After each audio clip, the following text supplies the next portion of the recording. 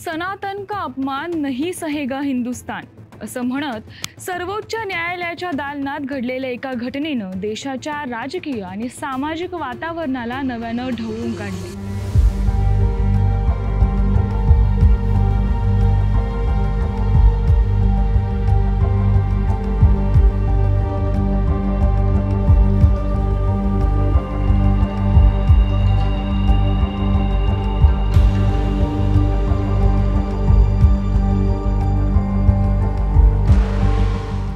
मुख्य न्यायमूर्ती CJI भूषण रामकृष्ण गवई यांच्याकडे एका 71 वर्षीय वकील राजेश किशोर यानं बूट फेकण्याचा प्रयत्न केला।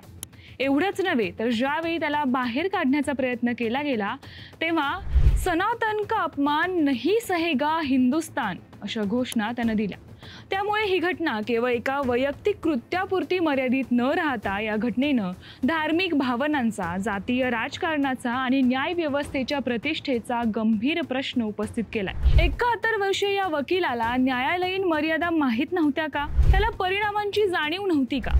एवढं काय घडलं ज्यामुळे एका जाणत्या वकिलाचा ताबा सुटला? खरंच धार्मिक भावना, न्याय व्यवस्था, नैतिकता आणि स्वतःच्या करिअरपेक्षाही मोठी ठरली का?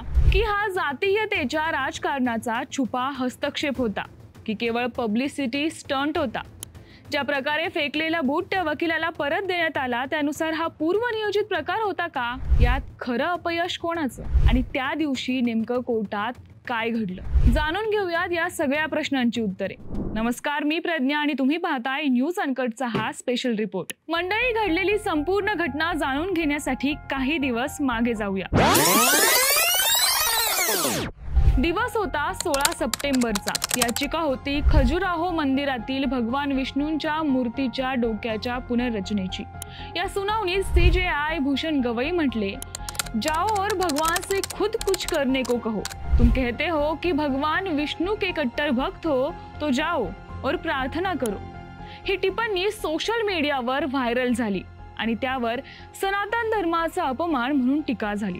हिंदू राष्ट्रवादी संघटना आणि सोशल मीडिया युजर्सनं याला सेक्युलरिझमचा दिखावा असं म्हटलं। CJI स्वतः तथाकथित दलित समाजातून येत असल्यानं या टीकेनं केवळ धार्मिक नसून जातीय रंगही घेतला। त्यांच्या टिप्पणीनं धार्मिक संवेदनशीलतेचा विचार न करता न्यायिक प्रक्रियेला भावनिक वळण दिलं।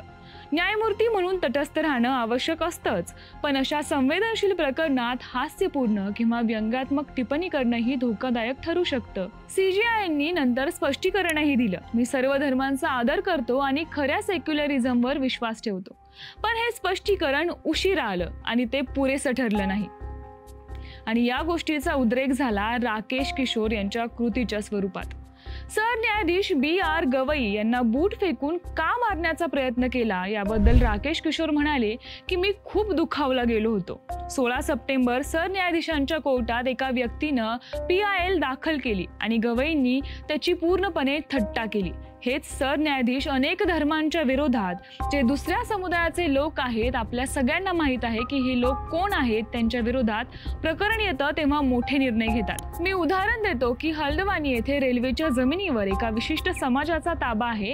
जेव्हा तो हटवण्याचा प्रयत्न झाला तेव्हा सर्वोच्च न्यायालयानं त्यावर स्टे आणला आणि तो आजपर्यंत लावलेला आहे असं राकेश किशोर म्हणाले। राकेश किशोर पुढे बोलताना म्हणाले की तुमची कोर्टात सुनावणी होती की तुम्ही विचार करून गेला होतात? याबद्दल किशोर म्हणाले, नुपूर शर्माचं जेव्हा प्रकरण आलं तेव्हा कोर्टानं म्हटलं की तुम्ही वातावरण खराब केलं आणि त्यावर निर्बंध लावले।